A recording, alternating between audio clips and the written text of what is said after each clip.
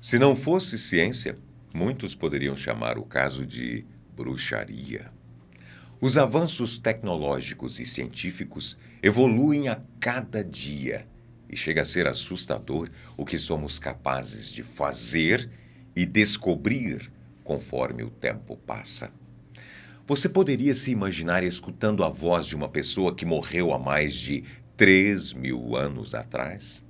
O caso que lhes trago hoje pode nos gerar essa e milhões de outras reflexões.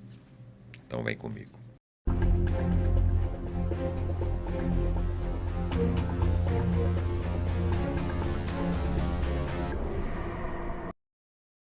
Não é de hoje que o Egito Antigo fascina e intriga arqueólogos, pesquisadores e o mundo em geral. E não é para menos. Durante a sua existência, essa civilização foi capaz de construir algo que de fato era uma questão para esse povo: um legado eterno. Dessa vez, um novo estudo trouxe uma possibilidade nunca antes imaginada: ser possível escutar, hoje, o som da voz de uma múmia de alguém que viveu há mais de 3.000 anos atrás. E olha que não se trata de qualquer múmia, não.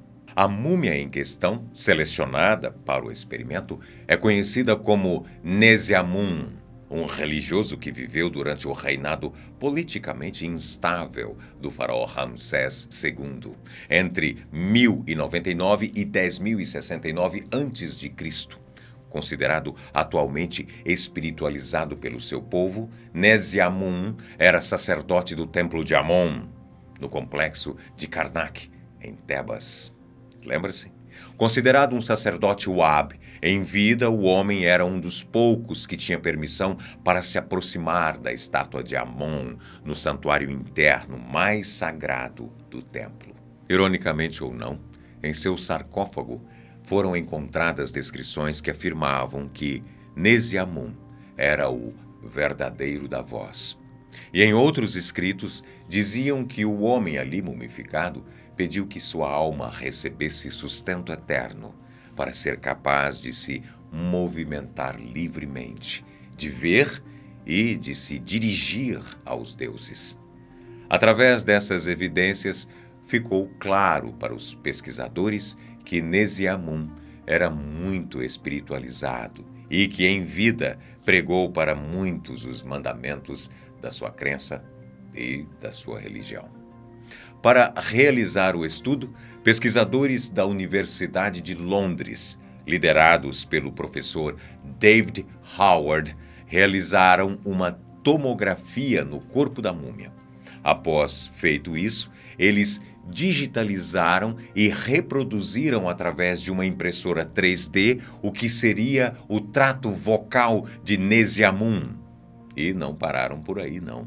A partir daí, foi preciso usar um aparelho chamado Vocal Tract Organ, que é capaz de gerar um som como se fosse uma laringe eletrônica.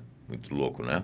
Howard, que liderou a pesquisa, explica que o som que conseguiram reproduzir seria o equivalente ao último som expresso pela múmia em vida, como se fosse o seu gemido final perante a morte.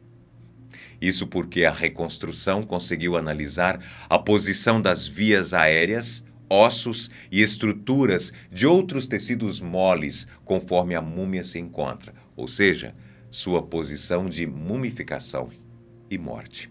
O professor ainda salientou que antes de realizar o experimento na múmia, a mesma técnica também foi utilizada em pessoas vivas, para que dessa forma fosse possível prever o grau de precisão do método.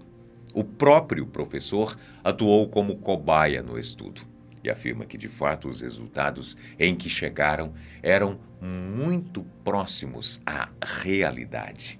Ainda assim, vale lembrar que esse possivelmente não seria o som emitido pela múmia no seu dia a dia, uma vez que, quando vivo, a língua ainda ajudaria na formação de palavras e frases completas, o que pode transformar a impressão que temos sobre a voz.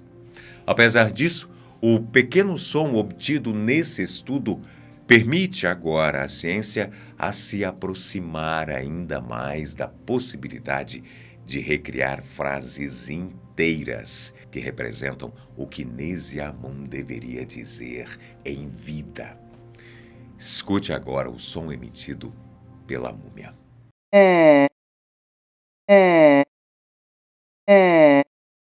Por mais que esse possa parecer um simples som, como o soar de uma reles vogal, o mais interessante é compreendermos que a ciência foi capaz de dar voz a uma pessoa que morreu há 3.000 anos atrás, mas que queria ser ouvida e eternizada. Ou seja, pelos deuses egípcios ou pela ciência moderna, o último desejo desse homem histórico foi realizado. E então, o que vocês acharam desse estudo? Será que no futuro as experiências em museus serão algo completamente interativo e realista? Quais são os seus palpites? Me conta aqui embaixo nos comentários, tá bom?